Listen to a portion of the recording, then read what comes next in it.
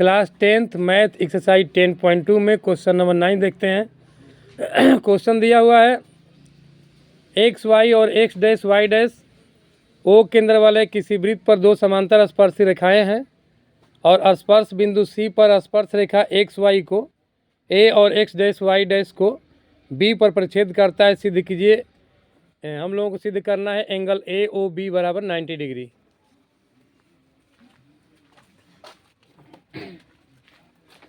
अब इसमें दिया हुआ है ये एक्स वाई और एक्स डैश वाई डैश समांतर रेखाएं हैं और ए बी इसको तिर्यक रेखा काट रही है। तो सबसे पहले रचना करेंगे, उसी को मिलाएंगे हम लोग और मान लेते हैं ये वाला कोण 1 है और ये एंगल है 2।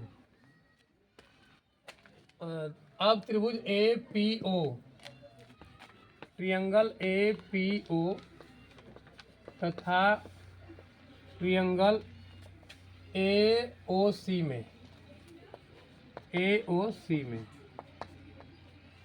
क्या क्या मिल रहा है देख लेते हैं। ओ ए जो है दोनों में शामिल है। ओ ए बराबर ओ ए, ये उभयनिष्ठ है।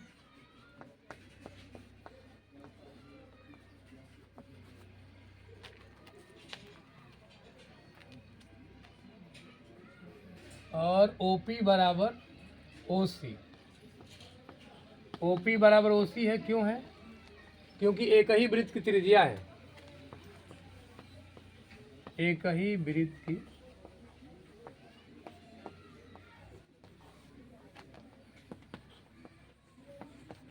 त्रिज्याएं हैं।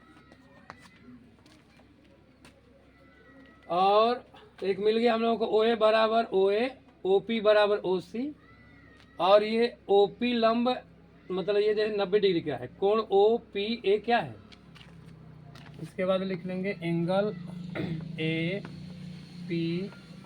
बराबर एंगल ACO।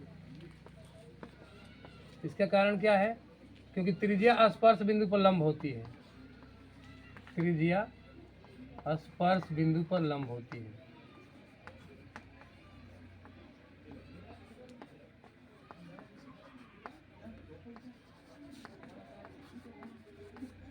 त्रिज्या स्पर्श बिंदु पर लंब होती है, इसलिए दोनों कोण 90 डिग्री के होंगे। APO और ACO क्या होगा? प्रत्येक 90 के हैं, इसलिए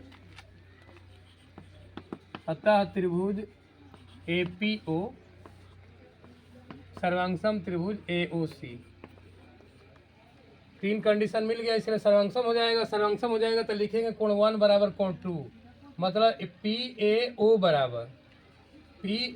बराबर OAC। या लिख लेंगे एंगल 1 बराबर एंगल 2।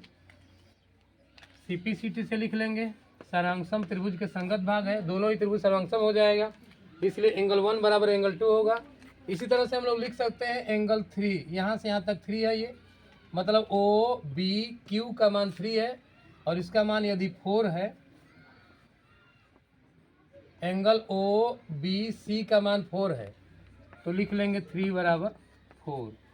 क्योंकि ये भी त्रिभुज मतलब त्रिभुज OCB और OQB को सर्वांगसम करके हम लोग लिख सकते हैं। इसी प्रकार लिख लेंगे सिमिलरली, इसी प्रकार हम सिद्ध कर सकते हैं कोण 3 बराबर कोण 4। तो ये समीकरण नंबर 1 हो जाएगा, ये समीकरण नंबर 2 हो जाएगा।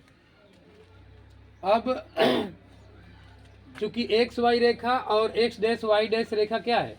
आपस में समांतर है। दिया हुआ है कि एक्स वाई और एक्स डैश वाई डैश क्या है? समांतर है। और समांतर रेखा को जब तिर्यक रेखा काटती है, मान लेते हैं कि ये वाला रेखा समांतर है, समांतर रेखा को यदि तिर्यक रेखा काटती है तो इसके एक ही तरफ के कोणों को मिलाया जाएगा तो 180 डिग्री कोण होगा।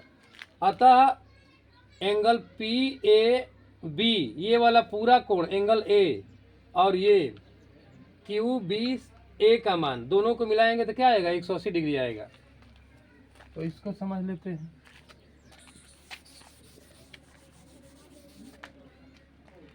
लिख लेंगे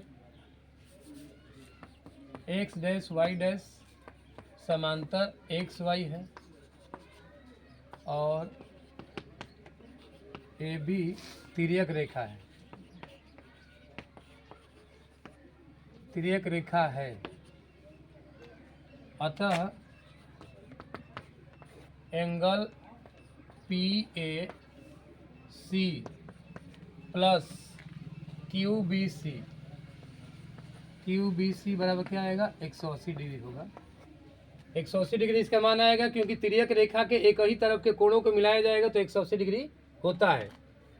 तो अब जो है एंगल 1, 2 और 3, 4 मिला करके क्या आएगा? PAC का मान क्या है? Angle 1 plus angle 2। और QBC का मान क्या है? 3 प्लस 4। 3 प्लस 4 बराबर 180 डिग्री। और 1 के बराबर 2 है तो 2 लिख लेते हैं। 1 के बराबर यहाँ पर 2 हो जाएगा, यहाँ पर भी 2 होगा। और 3 के बराबर क्या है? 4 है, तो डबल कोण 4 आ गया बराबर 180। यहाँ लिख लेंगे, ये डबल डबल है इसलिए 2 ब्रैकेट में लिख लेंगे, एंगल 2 प्लस एंगल 4 बराबर मिला करके हो जाएगा 180 हो जाएगा। तो इसका आधा कर देते हैं, 2 से भाग देते हैं डायरेक्ट। एंगल 2 प्लस एंगल 4 बराबर 90 डिग्री हो जाएगा। इसका आधा कर लेंगे 90 डिग्री। ये हो जाएगा समीकरण नंबर 3। अब इसके बाद यहाँ से देख लेंगे।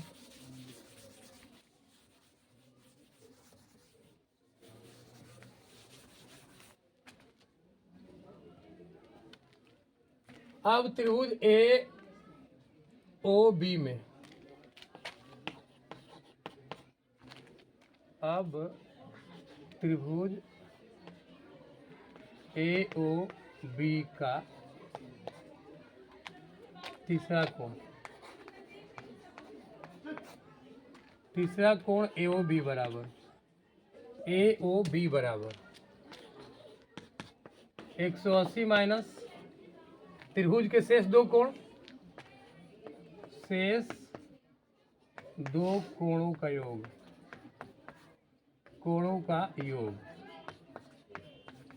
180, क्योंकि त्रिभुज के तीनों कोणों को मिला करके 180 डिग्री होगा। तो 180 में से शेष 2 कोणों को घटाया जाएगा। तो 180 डिग्री में से 3 और 4 ये 2 और 4 को जोड़ लिया जाएगा। तो ब्रैकेट में लिखेंगे एंगल 2 प्लस एंगल 4, मतलब AOB में ये कोण, एक जो है कोण 2 है और एक कोण 4 है।